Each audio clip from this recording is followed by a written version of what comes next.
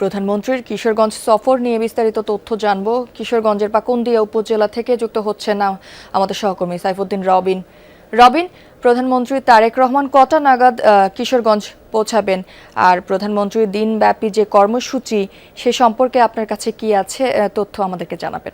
যদি অনেকগুলো কর্মসূচি আজ দিনভরই আসলে ব্যস্ত কর্মসূচি পার করবেন প্রধানমন্ত্রী তারেক রহমান এই কিশোরগঞ্জ জেলায়। শুরুতেই তিনি পাকুন্দিয়ার এই স্পটটিতে আসবেন, সেটি বেলা 11:30 নাগাদ নির্ধারিত সেই সময়।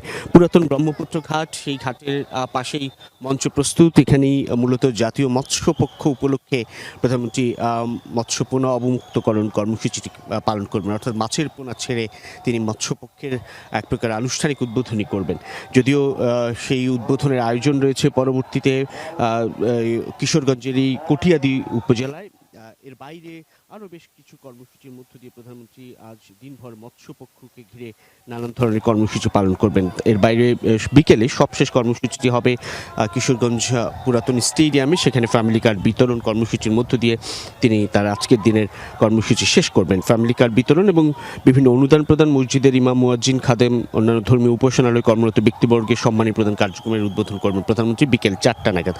এর আগে এই পাকুন্দিয়ার মৎস্যপোনা অবমুক্তকরণ ও শুভেচ্ছা বিনিময় শেষে পাকুন্দিয়া উপজেলার মির্জাপুর চেয়ারম্যানঘাট এই ঘাট থেকেই প্রধানমন্ত্রী যাবেন কটিয়াদি কার্প হ্যাচারি কমপ্লেক্স পরিদর্শন করতে। সেই কার্প হ্যাচারি কমপ্লেক্স পরিদর্শন শেষে জাতীয় মৎস্যপক্ষ এর উদ্বোধন ও পুরস্কার বিতরণ অনুষ্ঠানে যোগদান করবেন, যেটি অনুষ্ঠিত হবে কটিয়াদি উপজেলার আচমিতা জর্জ ইনস্টিটিউশন মাঠে।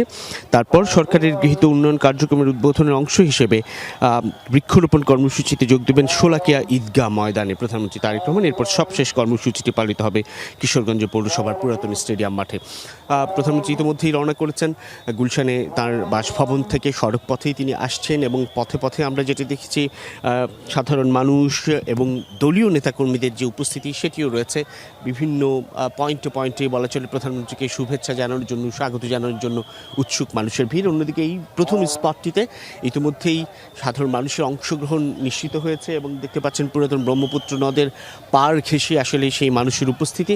এখানটার তার আজকের দিনের কর্মসূচি শুরু করবেন। জ্যোতি।